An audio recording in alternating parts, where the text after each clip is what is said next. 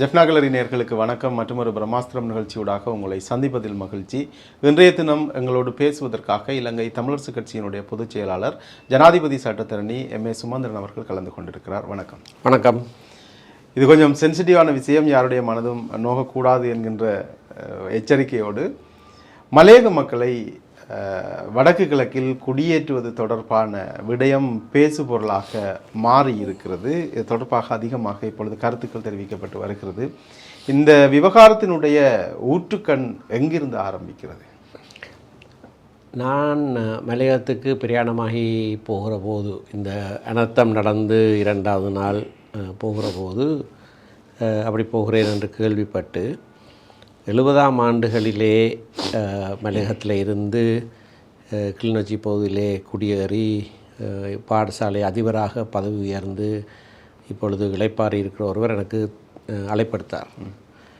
எடுத்து சொன்னார், ஐயா நீங்கள் மலையகத்துக்கு போகிறதாக அறிந்தேன். நீங்கள் அங்கே இருக்கிற மக்கள் அபாயமான சூழ்நிலையிலே வாழ்கிறவர்களுக்கு வடக்கிலே வந்து வாழும்படியாக ஒரு அழைப்பு விடுங்கள், இது நான் உங்களை கேட்டுக்கொள்கிறேன் என்று சொன்னார். நான் சொன்னேன், மலையகத்தில் இருக்கிற தமிழ் உறவுகள் வடக்கிலேயோ கிழக்கிலேயோ வந்து வாழ்வதற்கு நாங்கள் எப்பொழுதுமே விருப்பமுடையவர்கள். ஆனால் இந்த சூழ்நிலையிலே அப்படியான ஒரு அழைப்பு விடுவது பொருத்தமாக எனக்கு தெரியவில்லை, நான் பார்த்து செய்கிறேன் என்று சொல்லியிருந்தேன். அங்கே போன போது அது அதற்கான ஒரு சூழ்நிலை இல்லை. அவர்கள் அல்லோலப்பட்டு அங்கேயும் இங்கேயும் ஓடி இன்னும் உடல்களை கூட எடுக்க முடியாமல் கிராமங்களே மண்ணுக்குகளே புதைந்த நிலையிலே இருந்தபோது அந்த விடயங்களை நாங்கள் பார்த்துவிட்டு வந்துவிட்டோம். திரு மனோ கணேசன் என்னோடு வந்திருந்தார். பல இடங்களிலே தமிழ் உறவுகள் முஸ்லீம் மக்கள் என்னையும் திரு சாணக்கியனையும் பார்த்தபோது, ஐயா நீங்கள் எங்களை பார்க்க வந்து விட்டீர்கள், நாங்கள் ஒருபோதும் எதிர்பார்க்கவில்லை என்று மிகவும் மெனமும் வந்து எங்களோடு பேசினார்கள். அதற்கு பிறகு சில நாட்களுக்கு பிறகு திரு மனோ கணேசன் ஒரு அறிவிப்பை விட்டிருந்தார், இப்படியாக முன்வர வேண்டும் என்று. மலையகத்து மக்களை பிரதித்துவப்படுத்துகிற ஒருவர் அதை சொல்லுகிற போது நிச்சயமாக எங்களுடைய பக்கத்திலே இருந்து அதற்கு ஒரு பதில் கொடுத்தே ஆக வேணும். நான் முகப்புத்தகத்திலே ஒரு வரியிலே சொல்லியிருந்தேன், வரவேற்கிறோம் என்று. அதாவது அப்படியாக ஒருவர் சொல்லுகிற போது நாங்கள் இருகரம் கூப்பி உங்களை வரவேற்கிறோம் என்று சொல்லி, அவ்வளோதான். அதற்கு பிறகு பார்த்தேன் ஒரு காணொளியிலே அவர் அந்த மக்களோடு பேசுகிற போது அவர் மலையகத்திலேயே அவர்களுக்கு காணிகள் புதிதாக எடுத்து கொடுக்க வேண்டும், அரசாங்கம் கொடுக்க வேண்டும் என்ற எல்லாம் சொல்லுகிறார். ஒரு இடத்துல அவர் சொல்லுகிறார், இங்கே உங்களுக்கு இருக்க முடியாவிட்டால் வடக்கிலே போய் குடியமர்வதற்கு உங்களுக்கு விருப்பமா என்று கேட்டபோது அந்த மக்கள் ஏகோபித்த குரலிலே நாங்கள் தயார் என்று சொல்கிறார். அதை பார்த்தபோது ஒரு அரசியல் தலைவர் மட்டுமல்ல, அந்த மக்களே நாங்கள் வர விரும்புகிறோம் என்று சொல்லுகிற போது இங்கே இருந்து அதற்கான வரவேற்பு கொடுத்தாக வேண்டும். அது எப்படி செய்வோம் என்பதெல்லாம் அது அடுத்தடுத்த படிகள். ஆனால் எங்களுடைய மனதளவிலே எங்களுடைய உறவுகள் நீங்கள் வருவது நாங்கள் விரும்புகிறோம், வாருங்கள் என்று சொல்ல வேண்டிய ஒரு தேவை இருந்தது. அதுவும் விசேஷமாக தற்போது நான் இலங்கை தமிழரசு கட்சியுடைய பொதுச் செயலாளராக இருக்கிற காரணத்தினாலும் அது எங்களுடைய கட்சியிலேருந்து செல்வது பொருத்தமானது என்று நான் நினைத்தேன். எங்களுடைய கட்சி ஆரம்பிக்கப்பட்டதே மலையகத்து மக்களுடைய பிரஜா உரிமை சம்பந்தமான விடயத்திலே. ஆகவே அந்த விடயத்திலே நாங்கள் எப்பொழுதுமே மிக மிக தெளிவாக இருந்திருக்கிறோம். ஆகவே இப்படியான ஒரு அனர்த்த சூழ்நிலையிலே அவர்கள் வாழ்வதற்கு பாதுகாப்பான இடம் இல்லை என்று வருகிற போது நாங்கள் வடக்குக்கு வர முடியுமா என்று அவர்கள் வாய் திறந்து கேட்கிற போது நிச்சயமாக எங்களுடைய கட்சி நீங்கள் வர வேண்டும், நாங்கள் அதற்கான எங்களால் இயன்றதை செய்வோம். உணர்வுபூர்வமாக இப்படி இந்த விவகாரத்தை பார்க்கலாம், அப்படித்தான் பார்க்கப்படுகிறது என்கின்ற பொழுதிலும் ஏற்கனவே ஒரு நாட்டில் இருந்து இன்னும் ஒரு நாட்டிற்கு வேலை நிமித்தமாக கொண்டு வரப்பட்ட மக்கள் அந்த புதிய இடத்தில் தங்களுக்கான 200 வருடத்திற்கு மேலான வாழ்க்கையை வாழ்ந்து விட்டார்கள். இன்னும் அவர்கள் தங்களினுடைய ஒரு நாளாந்த வாழ்க்கையே கடத்துவதற்கு சிரமப்படக்கூடிய அல்லது சவால்களை எதிர்கொள்ளக்கூடிய சூழ்நிலையில் இப்பொழுது அங்கிருந்து இன்னும் ஒரு பிராந்தியத்திற்கு அவர்களை இடம்பெயர்ப்பது என்பது அல்லது குடிபெயர்த்து கொண்டு வந்து இங்கு குடியேற்றுவது என்பது அரசியல் ரீதியாகவும் அவர்களுடைய வாழ்வாதார ரீதியாகவும் எவ்வளவு பெரிய சவாலாக இருக்கும். மிகப்பெரிய சவால் தான்.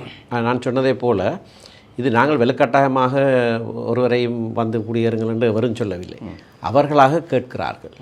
கேட்கிறவர்களுக்கு தஞ்சம் என்று சொல்ல சரியில்லை, வாங்கன்னு சொல்ல வேண்டியது அவசியம். 77ஆம் ஆண்டு வன்முறை தமிழ் மக்களுக்கு எதிராக நடத்தப்பட்ட போது பாரிய அளவிலே மலையத்திலிருந்து வந்து குடியேறினவர்கள். 83ஆம் ஆண்டு அங்கே அவர்களுக்கு பாதுகாப்பு இல்லை என்ற போதெல்லாம் அவர்கள் வந்து குடியேறியவர்கள். அது மட்டுமில்லை, இலங்கை தமிழ் மக்களுக்கு பாதுகாப்பு இல்லை என்று வந்த சூழ்நிலைகளில் எல்லாம் 1,00,000க்கு மேற்பட்ட மக்கள் போய் தமிழ்நாட்டிலே இருக்கிறார்கள். இப்பொழுதும் 30,000க்கு போல இன்னமும் இருக்கிறார்கள். ஆகவே இது எங்களுடைய உறவுகள் பாதுகாப்பு இல்லை என்று வருகிற போது ஒருவருக்கொருவர் எங்களுடைய இடங்களை ஏதாவது செய்து மற்றவர்களை அனுசரிப்பது தான் சரியான முறை. அரசியல் ரீதியாக இந்த விவகாரத்திற்கான ஒரு குறைந்தபட்ச நடவடிக்கைகள் எடுக்கப்பட்டாலே இலங்கை அரசியலில் இது ஒரு வரலாற்று திருப்பமாக இருக்கும் என்று கணிக்கக்கூடியதாக இருக்கிறது. ஆனால் இதற்கான ஒரு பரந்துபட்ட பேச்சுவார்த்தைகள் மக்கள் மத்தியில் நடத்தப்பட வேண்டும் என்றால் அதற்கான ஏதாவது முன்னேற்பாடுகள் இருக்கிறதா? மக்களிடம் செல்வதற்கு அங்கு மலையக மக்களை பிரதிநிதித்துவப்படுத்தக்கூடிய அரசியல்வாதிகளிடம் செல்வதற்கான ஏதாவது ஏற்பாடுகள் குறைந்தபட்ச பேச்சுவார்த்தைகளில் அல்லது எண்ணத்தின் அடிப்படையில் இருக்கிறதா? இது திடீரென்று ஏற்பட்ட அனர்த்தத்தின் பிறகு எழுந்த ஒரு விடயம். ஆகவே நீங்கள் சொன்னதை போல உணர்வுபூர்வமாக மனதளவிலே நாங்கள் அதனை சொல்லிவிட்டோம். அவர்களும் கேட்டு விட்டார்கள், நாங்களும் ஆம் நீங்கள் வரலாம் என்று சொல்லிவிட்டோம். என்னை சொல்லுகிற போதே நான் அதிலே சொல்லியிருக்கிறேன், அந்த ஒரு 2 வசனங்களில் கூட சொல்லியிருக்கிறேன். அவர்களுக்கான வாழ்வாதாரம், அவர்களுக்கான பயிர் செய்வதானால், தோட்டம் செய்வதானால் அதுக்கான நிலங்கள், அதற்கு அரசாங்கத்துடைய அனுசரணை தேவை எல்லாம் அதில் சொல்லப்பட்டிருக்கிறது. அதெல்லாம் செய்வதற்கான முயற்சிகள் எடுக்கப்பட வேண்டும் என்று. இப்பொழுது அதை அவர்களோடு பேசி அதனை சொன்ன திரு மனோ கணேசனும் நானும் இதை குறித்து பேசிக்கொண்டிருக்கிறோம். இதை எப்படியாக நாங்கள் நடைமுறைப்படுத்துவது என்பது சம்பந்தமாக எங்களுக்குள்ளே ஒரு பேச்சுவார்த்தை குறைந்தபட்ட கலந்தாலோசனை நடந்து கொண்டிருக்கிறது. இப்போ உடனடியாக நடக்க ஆரம்பித்து விட்டது. நான் பதில் சொன்ன உடனேயே அவர் என்னோடு பேச தொடங்கியிருக்கிறார். அடுத்தடுத்து என்ன செய்ய வேண்டும், பலர் முன்வந்தார்கள். வழக்கில் பலர் என்னுடைய சொந்த காணியை தருகிறேன். ஆனால் அது சில வேளையில் பிரயோஜனமாக இருக்காது. என்றால் ஒரு காணியை கொடுத்து வீட்டை கொடுத்து அவர்களை அங்கே இருத்தி விட்டால் போதாது, அவர்களுக்கான வாழ்வாதாரம் என்ன? ஆகவே அப்படி முன்வருகிறவர்களையும் நாங்கள் வரவேற்போம், எங்கே என்று பார்ப்போம். வந்து இங்கே வாழ விரும்புகிறார் என்று சொல்லுகிறவர்கள் அவர்களுக்கு இருக்கிற திறமை என்ன? அவர்கள் பயிர் செய்வார்களா, தோட்டம் செய்வார்களா, கடற்தொழில் செய்து பழக்கமே இல்லாமல் இருக்கும். ஆகவே வாழ்வாதார முறை என்ன, அல்லது வித்தியாசமான முறைகள் நாங்கள் இப்போ ஆராய்ந்து கொண்டிருக்கிறோம். அப்படியான வழிமுறைகளை செய்து விட்டுத்தான் இது சரியான முறையிலே ஒரு பாரிய திட்டமாக நடைமுறைப்படுத்தலாமா, அல்லது ஒரு 10, 20, 100 குடும்பங்களோடு நின்று விடுமா என்று நாங்கள் அனுமானிக்கலாம். ஆனால் பிரதானமான விடயம் என்னவென்று சொன்னால் நாங்கள் தயார், நாங்கள் வரவேற்க தயார். நாங்கள் இல்லை என்று சொல்லவில்லை, மாறாக நாங்கள் மனப்பூர்வமாக அவர்களை ஏற்றுக்கொள்ள தயார் என்பதுதான் இதில் மிகவும் முக்கியமான விடயம். நானும் 83ஆம் ஆண்டு வன்முறைக்கு பிறகு பல்கலைக்கழக அனுமதி கிடைத்து பேராதனைக்கு போக முடியாத சூழ்நிலை. நான் 83ஆம் ஆண்டு அக்டோபர் இந்தியாவுக்கு சென்று அங்கே பல்கலைக்கழகத்திலே படித்தவன். அந்த நேரம் எங்களுக்கு அங்கே இருந்த வரவேற்பு அதை நினைத்து பார்க்க முடியாது. எல்லாருக்கும் இப்போ பல்கலைக்கழக அனுமதிகள், வீட்டு வசதிகள் எல்லாமே செய்தார்கள். இப்போ இத்தனை வருடங்களாகியும் அவர்களுக்கு எத்தனையோ அனுசரணைகள் செய்து கொடுக்கப்படுகிறது. ஆகவே இந்த உறவு பாலம் என்பது மிகவும் பலமாக இருக்க வேண்டும். எப்பொழுதுமே நாங்கள் தான் அவர்களே தாங்கி இருப்பதாக இருக்கக்கூடாது. நாங்களும் எங்களால் இயன்றதை, அவர்களுக்கு பாதுகாப்பு அச்சுறுத்தல் ஒன்று ஏற்படுகிற போது நிச்சயமாக எங்களால் இயன்றதை செய்தே ஆக வேண்டும். விமர்சன பக்கத்தையும் பார்க்க வேண்டும். ஒரு குறிப்பிட்ட தரப்பு இந்த விவகாரத்திற்கு விமர்சனங்களை முன்வைக்கக்கூடியதையும் பார்க்கக்கூடியதாக இருக்கிறது. இப்படி விமர்சனம் முன்வைக்கக்கூடியவர்கள் சொல்கின்ற அல்லது சுட்டி காட்டுகின்ற ஒரு விடயம், மனோ கணேசன் மக்களிடம் பேசுகின்ற பொழுது வடக்கு கிழக்கில் புலம்பெயர்ந்த மக்களிடம் காணிகளை வாங்கி என்று ஒரு சொல்லாடலை குறிப்பிட்டிருந்தார். அது எப்படி அப்படிப்பட்ட ஒரு முடிவுக்கு நீங்கள் வரலாம் என்கின்ற அடிப்படையில் இந்த விமர்சனங்கள் முன்வைக்கப்பட்டிருக்கிறது. இப்படி ஒரு தீர்மானம் என்று சொல்ல இப்படி ஒரு முன்னெடுப்பு எடுக்கப்பட்டு அவர்களை வரவேற்கின்ற சந்தர்ப்பம் கனிந்து வருகின்ற பொழுது அதிகமாக நாங்கள் தங்கி இருக்கக்கூடியது அரசாங்கத்திடமா அல்லது இங்கே இருந்து புலம்பெயர்ந்து வேறு தேசங்களில் வாழக்கூடிய மக்களிடமாக இருக்குமா? இருதரப்பினரிடையும் இப்பொழுது ஏற்கனவே எங்களுக்கு வருகிற பல செய்திகள் புலம்பெயர் தேசத்திலேருந்து வருகிறது. பலர் சொல்லுகிறார்கள், எனக்கு காணி இருக்கிறது, நான் கொடுக்க தயார் என்று பலர் சொல்லிக் கொண்டிருக்கிறார்கள். அப்படியாக மனமுவந்து கொடுக்கிறவர்களிடத்திலே நாங்கள் அதை பெற்றுக் கொடுக்கலாம். ஆனால் நான் ஏற்கனவே சொன்னதைப் போல வாழ்விடங்களை அல்லது வீடுகளை பெற்றுக் கொடுப்பதிலே பிரயோஜனம் இல்லை. அவர்களுக்கான வாழ்வாதாரத்தை பார்க்கிற போது நிச்சயமாக அரசாங்கத்திடத்திலே நாங்கள் அதை குறித்து பேச வேண்டும். இந்தியாவிலே இங்கே இருந்து புலம்பெயர்ந்து போய் இந்தியாவிலே அகதி முகாம்களிலே இருக்கிறவர்களுடைய மீள் வருகை கூட மிக கஷ்டமாக இருக்கிறது தற்போது. அதில் ஒரு பிரதானமான காரணம் என்னவென்று சொன்னால் 30 வருஷத்துக்கு மேலாக அங்கே இருந்து விட்டு திரும்பி வர விரும்புகிறவர்களுடைய வயது 70-80 தாண்டி இருக்கிறது. அவர்களால் தொழில் செய்ய முடியாத ஒரு சூழ்நிலையும் இருக்கிறது. அவர்களுடைய பிள்ளைகள் அங்கே படித்து விட்டார்கள், அங்கே திருமணம் செய்து விட்டார்கள், அப்படியான சூழ்நிலை இருக்கிறது. ஆகவே அதுபோல் இங்கேயும் வித்தியாசமான இதை செய்ய முடியாத அளவுக்கு பல பிரச்சனைகள் எழக்கூடும். ஆனால் அது எழுகிற பிரச்சனைகளை அந்தந்த வேளையிலே நாங்கள் பார்க்க வேண்டுமே தவிர சிந்தனை அடிப்படையிலே இது சரியா அது பிழையா, இப்படி இவர் சொல்லுவாரா இவர் செய்வாரான்னு கேட்டுக்கொண்டு இருக்கிற தருணம் அல்ல. கிராமங்களே இல்லை என்கின்ற ஒரு சூழ்நிலை. முழுதாக நான் பார்த்த இடத்திலே 2 கிலோமீட்டருக்கு பாறைகள் விழுந்து அந்த முழு கிராமமும் நிலத்துக்கு அடியிலே போய்விட்டது. அங்கே இருந்தவர்கள் யாரென்று தெரியாது. நேரடியாக நான் பார்த்த சில சம்பவங்கள்.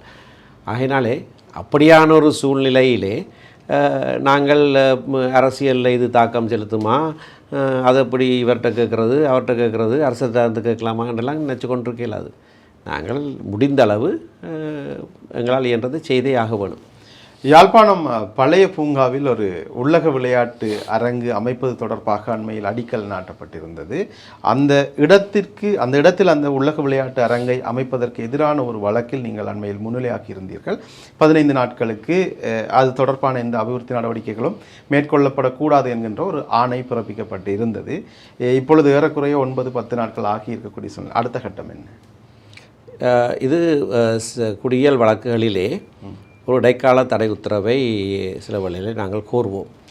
இடைக்கால தடை உத்தரவு என்பது வழக்கு விசாரித்து முடியும் வரைக்கும் ஒரு தடை உத்தரவு கொடுக்கப்படும். ஆனால் அந்த இடைக்கால தடை உத்தரவு என்பது இரு பக்கத்தையும் விசாரித்து தான் கொடுக்கலாம்.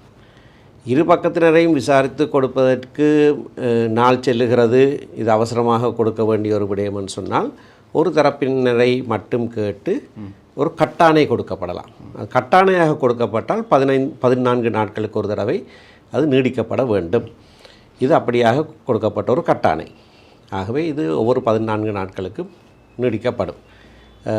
இடைக்கால தடை உத்தரவு சம்பந்தமான ஒரு விசாரணை நடத்தி அது கொடுப்பதா இல்லையான்னு நீதிமன்றம் தீர்மானிக்கிற வரைக்கும் இந்த கட்டாணையை நாங்கள் நீடித்து கொண்டு செல்லலாம். சில வேளைகளிலே கட்டாணையை நீடிக்கக்கூடாதுன்னு சொல்லி அடுத்த தரப்பு வந்து சொன்னால் சில வேளையிலே நீதிமன்றம் கட்டாணையை நீடிக்காமலும் விடலாம்.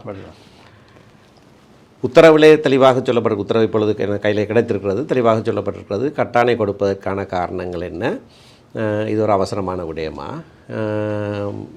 இதுக்கு இப்போ பார்க்கக்கூடிய அளவுக்கு பிரைமா ஃபேசியே வழக்கொன்று இருக்கிறதா, இறுதியிலே வழக்கிலே வெல்லக்கூடிய சாத்தியக்கூறு வழக்காளிக்கு இருக்கிறதா, இந்த 3க்கும் ஆம் என்று பதில் அளித்துத்தான் இந்த கட்டளை கொடுக்கப்பட்டிருக்கிறது. சாத்தியப்பாடு இருந்தால் தான் இந்த கட்டளை கொடுக்கலாம். என்றால் இறுதியிலே இந்த வழக்கிலே வெல்லக்கூடிய சாத்தியக்கூறு இல்லை என்று நீதிமன்றம் கருதினால் கட்டணை கொடுக்காது, வேஸ்ட் ஆஃப் டைம்.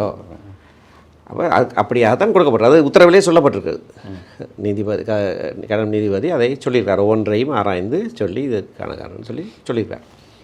வழக்கு நிலுவையில் இருக்கிற போது அதுவும் ஒரு கட்டாணை மட்டும் பிறப்பிக்கப்பட்டிருக்கிற வேளையிலே அடுத்த தரப்பை இன்னும் விசாரிக்காமல் இருக்கிற சூழ்நிலையிலே அந்த வழக்கிலே தாக்கல் செலுத்தக்கூடிய வகையிலே பொது வழியிலே கருத்து சொல்வது நல்லதல்ல. அதுவும் வழக்கிலே பிரசன்னமாக இருக்கிற சட்டத்தரணி அதை குறித்து பேசுவது, வழக்கிலே வெற்றி தோல்வி அல்லது அந்த வழக்கிலே ஒரு தாக்கத்தை செலுத்தக்கூடிய வகையிலே பேசக்கூடாது.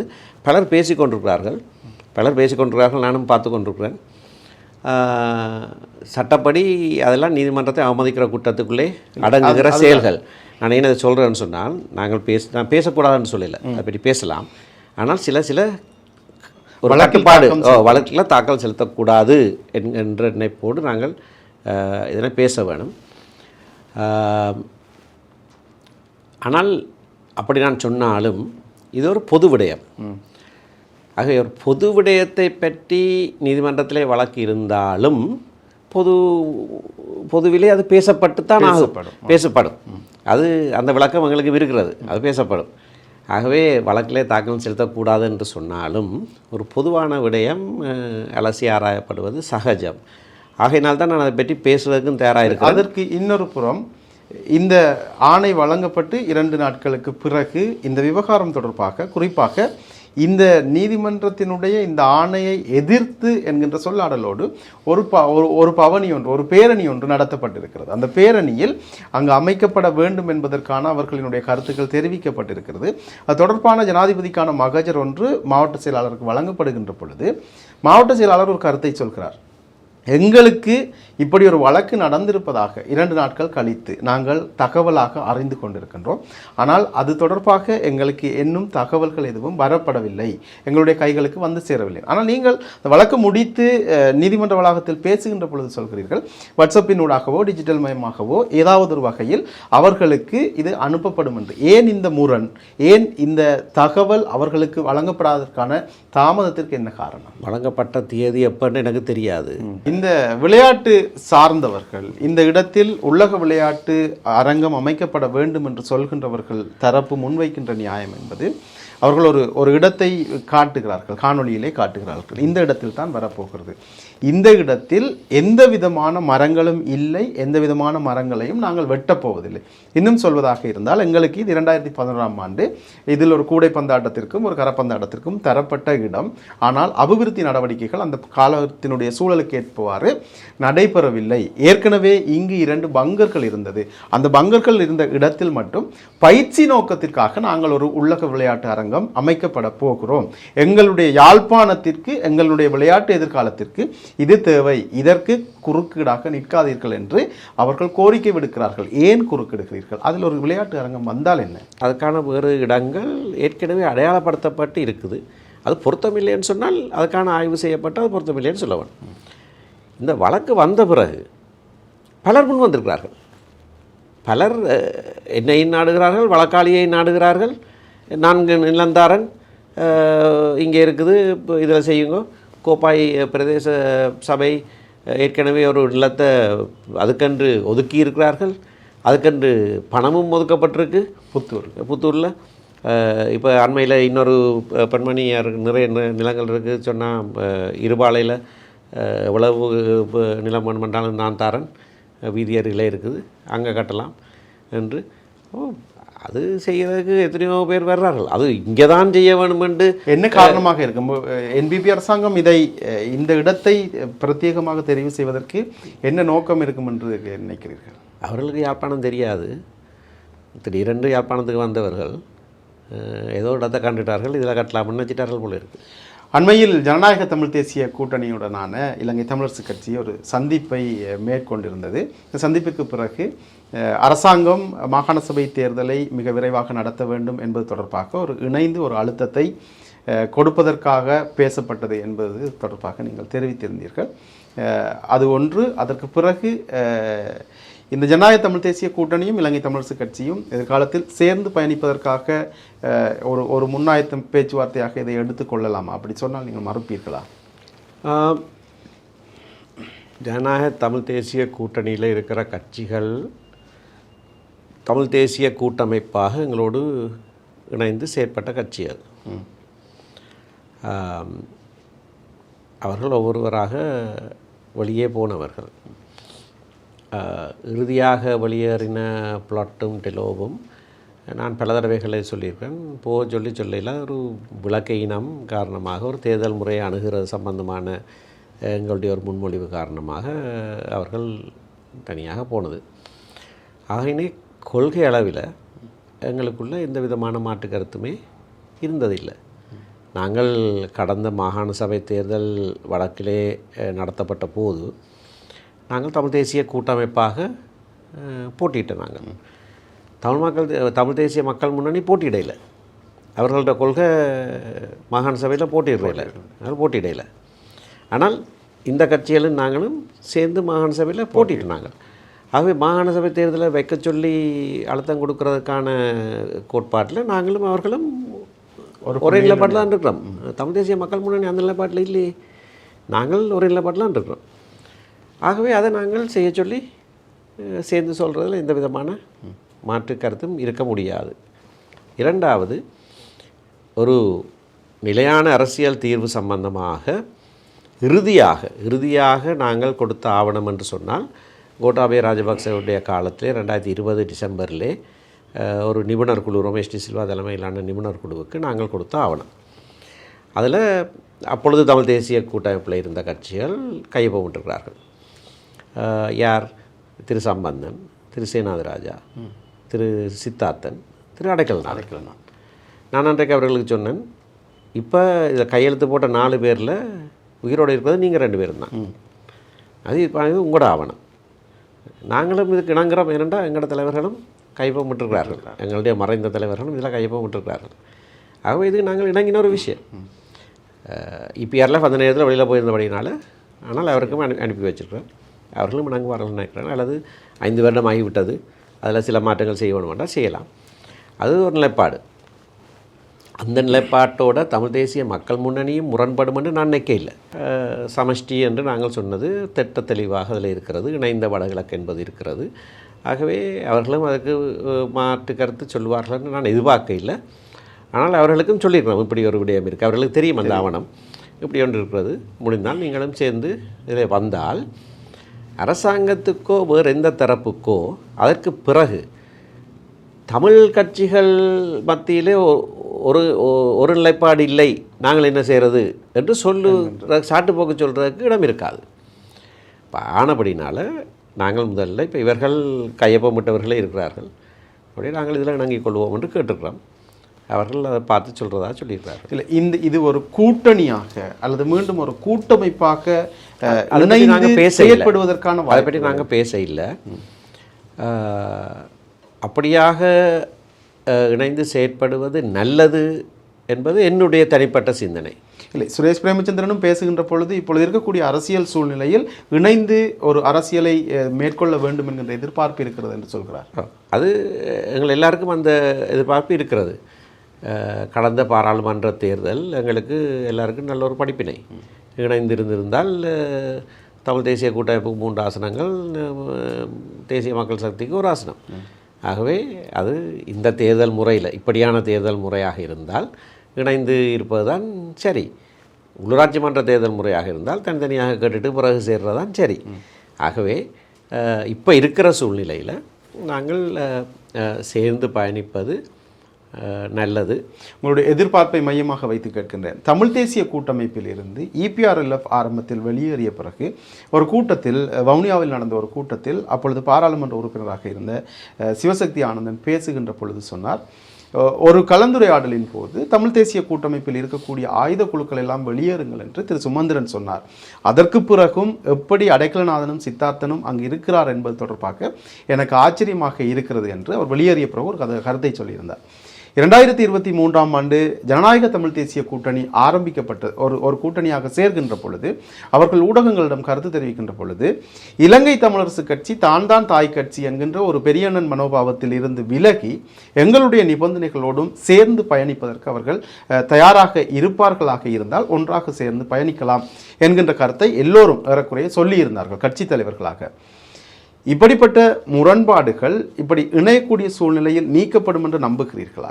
இந்த மனக்கசப்புகள் இல்லாமல் போகும். சிவசக்தி ஆனந்தன் சொன்னதாக நீங்கள் சொல்லுகிறது முதல் தடவையாக நான் கேள்விப்படுறேன். இல்லை, சொன்னார். அது நான் நேரடியாக சரி சொன்னாரோ என்னோ தெரியாது. சரி, சொல்லியிருந்தாலும் நான் அப்படி ஒருபோதும் சொன்னது கிடையாது. நான் எங்கேயும் சொன்னது கிடையாது, சொல்லியிருக்கவும் மாட்டேன். என்றால் நான் அப்படியான நிலைப்பாட்டு உடையவன் அல்ல. அப்படின்னு நான் ஒரு காலத்திலையும் அப்படி சொன்னதில்லை. அப்படி நான் சொல்லியிருந்தால் அவர் கேட்டது சரி, மற்றவர்கள் என்ன செய்து கொண்டிருந்தார்கள் என்று நான் சொல்லியிருந்தால் அவர்கள் இருந்திருக்க மாட்டார்கள். நான் ஒரு காலம் அப்படி சொன்னது கிடையாது. ஆனால் பிரிந்து பிரிந்து போகிற சந்தர்ப்பங்களில் முரணான கருத்துக்கள் சொல்லப்பட்டிருக்கிறன. என்னை பற்றி பல விமர்சனங்கள் சொல்லப்பட்டிருக்கிறது. ஆனால் அதை எல்லாத்தையும் நாங்கள் இப்போ தூக்கி வச்சுக்கொண்டு அந்த நேரத்தில் நீங்கள் எப்படி சொன்னீங்கன்னு சொல்லி கொண்டிருந்தால் நாங்கள் சேர்ந்து பயணிப்பதற்கு ஒருபோதும் முடியாது. ஆனபடினால் அன்றைக்கு நாங்கள் சந்திக்கிற போதே தமிழரசு கட்சி தலைவர் முதலாவதாக சொன்ன விடயம், நேற்று வரைக்கும் நடந்த எல்லாவற்றையும் நாங்கள் ஒரு பக்கத்தில் வைத்துவிட்டு நாங்கள் இனி நடக்க போகிறதை பற்றி மட்டும் சிந்திப்போம், பேசுவோம் என்று அந்த அடிப்படையில் நாங்கள் பேசுகிறோம். ஏனென்றால் பழையதை பற்றி கதைக்க வழிக்கிட்டால் பல பிரச்சனைகள் வரும், அது ஒரு நாளும் தீர்க்க முடியாது. அப்படியால் நாங்கள் அடுத்தது என்ன செய்யலாம்? ஒரே ஒரு கோரிக்கையை ஞாபகப்படுத்துகிறேன். அவர்கள் ஜனநாயக தமிழ் தேசிய கூட்டணியாக சேர்கின்ற பொழுது, மீள் இணைவு தொடர்பாக பேசப்படுகின்ற பொழுது அவர்களால் முன்வைக்கப்பட்ட ஒரு கீ டிமாண்ட் ஒருவேளை நாங்கள் இணைந்து தேர்தலை எதிர்கொள்வதாக இருந்தால் இலங்கை தமிழரசு கட்சி தன்னுடைய வீட்டு சின்னத்தை விட்டு தர வேண்டும் என்கின்ற ஒரு கோரிக்கை. பொது சின்னத்தில் நாங்கள் போட்டியிடுவதற்கு அவர்கள் தயாராக இருக்க வேண்டும். இதற்கு தமிழரசு கட்சி இணங்குமா? அப்படி ஒரு கோரிக்கை முன்வைக்கப்பட்டால் நிச்சயமாக நாங்கள் அதை குறித்து ஆராய வேண்டும், ஆராய்வோம். ஆனால் அதை சொல்லுகிற அதே வேளையில் இன்னொன்றையும் நேரடியாக சொல்ல வேணும். நாங்கள் தமிழ் தேசிய கூட்டமைப்பாக இயங்கிய போதும் வீட்டு சின்னத்திலே தான் போட்டியிட்டோம். இலங்கை தமிழரசு கட்சி பேரில் தான் போட்டியிட்டிருக்கிறோம். அவர்களும் இபிஆர்எல்எஃப் கூட அப்படியாகத்தான் போட்டியிட்டிருக்கிறார்கள்.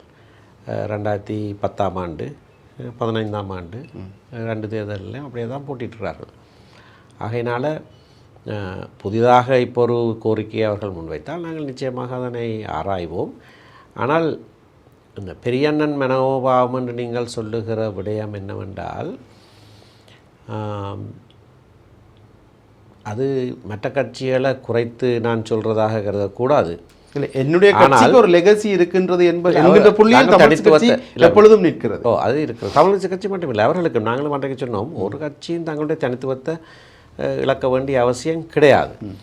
ஆனால் இன்றைக்கு இருக்கிற சூழ்நிலையில் எவ்வளவுதான் நாங்கள் பலவீனமாக இருந்தாலும் கூட இன்றைக்கு வடக்கு கிழக்கிலே இருக்கிற சகல மாவட்டங்களையும் பிரதிநிதித்துவப்படுத்துகிற ஒரே ஒரு தமிழ் கட்சி இலங்கை தமிழரசு கட்சி. ஜனநாயக தமிழ் தேசிய கூட்டணிக்கு ஒரு ஆசனம் இருக்குது, தமிழ் தேசிய மக்கள் முன்னணிக்கு ஒரு ஆசனம் இருக்குது. எங்களுக்கு 8 ஆசனங்கள் 8 மாவட்டங்களையும் இருக்குது. அப்போ மற்றது வடக்கு கிழக்கென்று வருகிற போது கிழக்கு மிகவும் முக்கியமான ஒரு இடம். ஏனென்றால் அங்கே தான் ஆக்கிரமிப்பு கூடுதலாக இருக்கிறது. ஆகவே அப்படி இருக்கிற போது கிழக்கிலே அவர்கள் எவருக்கும் எந்த விதமான பிரதித்துவம் இல்லை. அதை நான் குறைவாக சொல்ல இல்லை. தமிழரசு கட்சிக்கு இருக்கிறதுன்னு சொல்லுவேன். தமிழரசு கட்சிக்கு தான் இருக்கிறது, தமிழரசு கட்சிக்கு தான் இருக்கிறது என்று இருக்கிற போது பெரிய கட்சி சிறிய கட்சி என்ற பேதம் இல்லாமல் நாங்கள் இணைய வேண்டும், சேர்ந்து பேச வேண்டும் என்று சொன்னாலும் அடிப்படையில் எல்லாருக்கும் தெரியும் எது பெரிய கட்சி, மற்ற கட்சிகள் யார். அதுக்காக அவர்களை குறைத்து மதிப்பிட இல்லை. ஆனால் அந்த யதார்த்தத்தை வைத்துத்தான் நாங்கள் பயணிக்க வேண்டும். அண்மையில் மீனவர்கள் பிரச்சினை தொடர்பாக யாழ்ப்பாணத்தில் ஒரு பாரிய போராட்டம் ஒன்று முன்னெடுக்கப்பட்டிருந்தது. அதில் பேசப்பட்ட கருத்துக்கள் ஒரு பாரதூரமான கருத்துக்களாக இருந்தது. இப்போ இந்தியன் எம்பசி இங்கே இருக்கக்கூடிய இந்திய உயர்ஸ்தானிகர் அலுவலகத்தை இல்லாமல் செய்வோம், சீனாவிற்கு நாங்கள் உயர்ஸ்தானிகர் அலுவலகம் அமைப்பதற்கு இடம் கொடுப்போம் என்பது போன்ற பல்வேறுபட்ட விவகாரங்கள் அதில் பேசப்பட்டது. இதுவரையிலும் அந்த குரல்களை பார்க்க வலுவான குரலாக அது இருந்தது. கடந்த ஆட்சியில் இருந்த கடற்தொழில் அமைச்சராக இருக்கட்டும் அல்லது இப்பொழுது கடற்தொழில் அமைச்சராக இருக்கக்கூடிய சந்திரசேகராக இருக்கட்டும், இப்படி தொடர்ச்சியாக அவர்கள் இது தொடர்பான விவகாரங்களை பேசிக்கொண்டு வந்தாலும் கூட இது தொடர்பான ஒரு தீர்க்கமான முடிவை எட்ட முடியாமல் இருக்கிறது. இது ஆளுந்தரப்பு விவகாரமாக இருக்கிறது. இங்காலே எதிர்த்தரப்பினர், எதிர்க்கட்சியில் இருக்கக்கூடியவர்கள் அல்லது இங்கே இருக்கக்கூடிய எதிர்க்கட்சி ஆசனங்களில் அமர்ந்திருக்கக்கூடிய பிரதிநிதிகள் இது தொடர்பாக அதிகம் பேசுவதாக இல்லை. இப்பொழுது நீங்கள் சொன்னது போல இலங்கை தமிழரசு கட்சிக்கு 8 ஆசனம் இருக்கிறது. இந்த வடக்கு மீனவர்களினுடைய இந்த இந்திய மீனவர்கள் எல்லை தாண்டுகின்ற விவகாரம், அவர்களினுடைய சட்டவிரோத மீன்பிடி நடவடிக்கைகள் தொடர்பாக நீங்கள் இந்திய அரசாங்கத்தோடு அல்லது தமிழக அரசாங்கத்தோடு ஏன் பேசுவதற்கான ஒரு நடவடிக்கைகளை மேற்கொள்ளக்கூடாது? ஏன் அது தொடர்பாக ஒரு ஒரு ஒரு ஒரு புள்ளியை நீங்கள் இடக்கூடாது? நாங்கள் தான் பேசியிருக்கிறோம், வேறுவரும் பேசுனது கிடையாது. கடைசியாக இந்திய பிரதமர் ஸ்ரீ நரேந்திர மோடி வந்திருந்த போது நாங்கள் பேசின 4 விடயங்களில் அது மிகவும் முக்கியமான ஒரு விடயம். அதை நானும் பேசியிருந்தேன், திரு சித்தார்த்தனும் பேசியிருந்தார், திரு கஜேந்திரகுமார் பொன்னம்பலமும் பேசியிருந்தார். இந்த விடயம் சம்பந்தமாக தொடர்ச்சியாக இந்திய அரசாங்கங்களோடு பேசுகிறவர்கள் நாங்கள் மட்டும்தான். நான் அமைச்சரவை பிரதிநிதிகள் இருவரோடு, மங்கள சமரவீரவோடையும் மஹிந்த அமரவீரவோடையும் நானும் போய்த்தான் சுஷ்மா ஸ்வராஜ் தலைமையிலே அங்கே 3 அமைச்சர்களை சந்தித்து அவர்களை இணங்கி இந்திய அரசாங்கம் அந்த பேச்சுவார்த்தைக்கு பிறகு இந்த இழுவை மடி தொழில் தடை செய்யப்பட வேண்டும் என்று கூட்டறிக்கையும் வெளிவந்தது. அது வெளிவந்த பிறகுதான் என்னுடைய தனி நபர் பிரேரணை பாராளுமன்றத்திலே நிறைவேற்றப்பட்டது. இப்போ இந்தியாவோடு எங்களுடைய இருக்கிற உறவை முறிக்காமல், ஆனால் அதே நேரத்தில் எங்களுடைய மீனவர்களுடைய வாழ்வாதாரம், எங்கள் மீனவர்களுடைய உரிமை சம்பந்தமான விடயங்களில் எந்த விதமான விட்டுக்கொடுப்பும் இல்லாமல் நாங்கள் அதை செய்திருக்கிறோம். சட்டத்தை நிறைவேற்றி விட்டோம். அமுல்படுத்துறது ஆட்சியில் இருக்கிற அரசாங்கம். அதனால்தான் டக்ளஸ் தேவானந்தாவாக இருக்கட்டும், ராமலிங்கம் சந்திரசேகரனாக இருக்கட்டும் அமுல்படுத்துகிறார்கள். நான் கொண்டு வந்து நிறைவேற்றின அந்த சட்டத்தை அமுல்படுத்துகிறார்கள் இல்லை. அது அமுல்படுத்தினாலே இந்த விவகாரம் தீர்ந்துவிடும். அந்த சட்டம் நிறைவேற்றப்பட்டு 2 வருடங்களுக்கு ஒருவரும் வரவில்லை. ஏன்னா இந்திய மத்திய அரசும் ஒரு எச்சரிக்கை விடுத்தது அந்த நேரத்தில். இப்படி ஒரு கடுமையான சட்டம் நிறைவேற்றப்பட்டிருக்கிறது, அங்கே போனால் இந்த இந்த இந்த விடயங்கள் நடக்கும். அதுக்கப்புறம் 2 வருஷத்துக்கு வர இல்லை.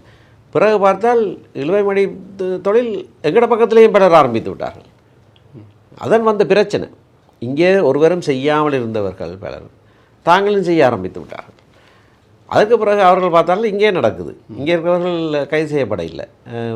அப்போ அவர்களும் வர ஆரம்பித்தார்கள். வருகிறவர்களை அந்த சட்டத்துக்குள்ள கைது செய்யவில்லை. இப்போ இந்த அரசாங்கம் வந்த பிறகு கைது செய்தார்கள். ஓரளவுக்கு நானும் அறிந்தேன், அந்த சட்டம் ஓரளவுக்கு அமல்படுத்தப்பட்டது. ஆனால் சரியான முறையில் இன்னமும் செய்யப்படவில்லை. அப்போ எங்களால் செய்ய முடிந்தது. நான் அந்த சட்டத்தை 2 தடவைகள் 2 பாராளுமன்றத்தில் கொண்டு வந்தேன். ஒரு தடவை கொண்டு வந்து அது பிறகு இந்திய தரப்போடு பேச்சுவார்த்தை நடத்தி அவர்கள் அதை இணங்காமல் இருந்து கடைசியாக 2015ஆம் ஆண்டு ஆட்சிக்கு வந்த புதிய அரசாங்கத்தில் என்னையும் சேர்த்து, நான் எதிர்த்தரப்பில் இருந்தாலும் என்னையும் சேர்த்து ஒரு அமைச்சரவை பிரதிநிதியாக அனுப்பி அந்த பேச்சுவார்த்தைக்கு பிறகு நான் ஒரு வீடியோவில் ஒரு படம் போட்டு காட்டினான் ஸ்ரீமதி சுஷ்மா ஸ்வராஜுக்கு, அந்த விலைகள் எப்படியாக அடிமட்டத்திலேருந்து சுரண்டுதுன்னு சொல்லி. அதை பார்த்த பிறகு தான் அவர்கள் சொன்னார்கள் இது நிறுத்தப்பட வேணும் என்று சொல்லி நிறுத்துவதற்கான தீர்மானம் நிறைவேற்றப்பட்டது. ஆகவே இவ்வளவு நாங்கள் செய்திருக்கிறோம். செய்து சட்டத்தை நிறைவேற்றி இந்திய அரசாங்கமும் இணங்கி சட்டத்தை நிறைவேற்றி கொடுத்த பிறகு அமுல்படுத்தாமல் இருந்தால், அமுல்படுத்தாமல் இருக்கிறதுக்கு பல காரணங்கள் சொல்லுகிறார்கள். ஊழல் என்று சொல்லுகிறார்கள். விசேஷமாக உள்ளூரில் இருந்து இழுவை மடி செய்கிறவர்கள் பலர் எனக்கு நேரடியாக சொல்கிறார்கள், ஐயா நாங்கள் காசு கொடுத்து தான் செய்கிறோம், எங்களை பிடிக்க மாட்டாங்க என்று சொல்லிடுறார். அப்போ சரி, இந்த அரசாங்கம் வந்த பிறகு அதாவது ஊழல் ஒழிக்கிறவர்கள் என்று வந்திருக்கிறார்கள், இவர்களாவது செய்வார்கள் என்று பார்த்தா இவர்களும் செய்கிறார்கள். இப்போ சந்தேகம் வெளுக்க தொடங்கியிருக்கு. எனக்கும் இவர்களும் ஊழலில் ஈடுபடுகிறார்கள், சந்தேகம் வெளுக்க தொடங்கியிருக்கு. உங்களுடைய வேலைப்பளுகளுக்கு மத்தியில் எங்களோடு இணைந்து கொண்டு பல கேள்விகளுக்கு பொறுமையாக பதிலளித்திருக்கிறீர்கள். நன்றி. நன்றி, வணக்கம். மீண்டும் மற்றொரு நிகழ்ச்சியோடாக சந்திக்கலாம். வணக்கம்.